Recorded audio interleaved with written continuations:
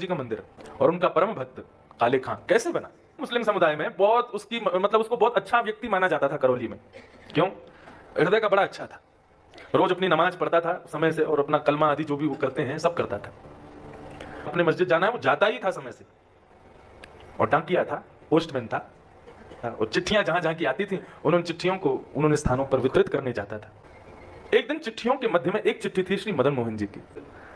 तो बोले कि मैं तो डाकिया हूं और ये मेरे नहीं तो हिंदुओं के खुदा हैं, मैं जाने में क्या दिक्कत है।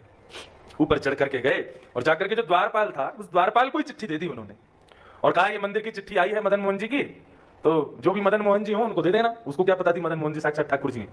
बोले मदन मोहन जी की चिट्ठी आई है उनको दे देना। उसने कहा ठीक है। अब वो बाकी की चिट्ठियां अपनी रख रहे थे, इतने में द्वारपाल ने दरवाजा खोल के भीतर प्रवेश किया और यहां उन्होंने केवल दृष्टि उठा करके उस हल्की सी खुली हुई किवाड़ से भीतर ठाकुर जी के उस त्रिभंग ललित स्वरूप को देख लिया। और जैसे ही वो स्वरूप देखा, एक क्षण के लिए वो स्वरूप दिखा और इतने में दरवाजा बंद कर दिया अंदर से द्वारपाल ने। अब तो ऐसी स्थिति मनस्थिति काले खां की हो गई। उस सीढ़ियों से ऊपर से नीचे उतरने में 5 बार लड़खड़ा गए और बार बार पीछे मुड़कर के देखें ये कौन था भीतर। ये ऐसे वंशी हाथ में लिए त्रिभंग अपने दोनों पैरों को मोड़े हुए, ये स्वरूप किसका है, ये कौन है। अब तो काले खां की ऐसी स्थिति हो गई कि वो नमाज पढ़ने जावे तो उसको ठाकुर जी दिखे, वो मस्जिद में अपने खुदा को वंदन करने जावे तो वहां उसको ठाकुर जी दिखाई दे, अपने घर लौट करके आमे और खिड़की पर बैठे बैठे मदन मोहन जी के मंदिर को ही देखते रहते हैं। वो बोले वो कौन है जो भीतर बैठा है। अब तो काले खां ऐसा करने लगे, झूठी झूठी मदन मोहन जी की चिट्ठियां खुद बनाने लगे ताकि इस बहाने जाऊंगा तो सही। और लेकर के जाते बोले ये मदन मोहन जी की चिट्ठी आई है उनको दे देना। अच्छा सुनो, वो उस दिन जब तुम भीतर जा रहे थे तुमने थोड़ी सी किवाड़ खोली थी तो भीतर एक वो टेढ़ी सी टांग करके और ऐसे बंशी हाथ में लिए टेढ़ा सा सिर करके एक मुझे कुछ दिखा था, वो कौन है। बोले वो हमारे ठाकुर जी हैं, वही मदन मोहन जी। बोले वही मदन मोहन है। बोले हाँ। अच्छा ठीक है, चिट्ठी दे देना। द्वारपाल बोला हाँ मैं दे दूंगा। बोले अभी दे आओ ना भीतर। बोले अरे अभी कुछ सेवा चल रही है बाद में दे दूंगा। बोले 2 मिनट लगेगा, दे के आ जाओ ना। उनको ये प्रलोभन था कि भीतर जाएगा गेट खोलेगा तो मुझे दिख तो ही जाएंगे, लेकिन द्वारपाल नहीं गया। ऐसा विरह प्रदान किया काले खां को ठाकुर जी ने। अब तो वो ना तो नमाज पढ़ पाते हैं, ना अपना कलमा कर पाते हैं, ना मस्जिद में जाकर के अपने खुदा का वंदन कर पाते हैं, कुछ नहीं कर पाते।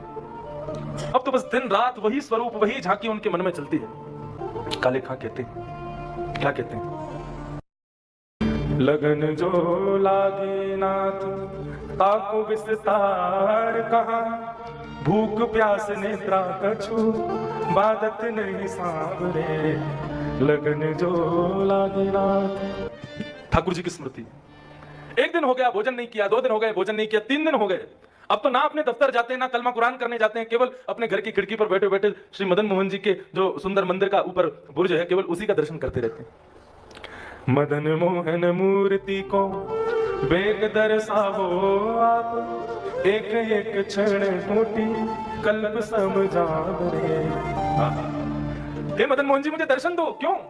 क्योंकि आपके बगैर एक एक क्षण भी मुझे कल्प के समान लग रहा है। मुझे ऐसा लग रहा है कि ना जाने कितना युग बीत रहा है आपके दर्शन के बगैर। ऐसी स्थिति।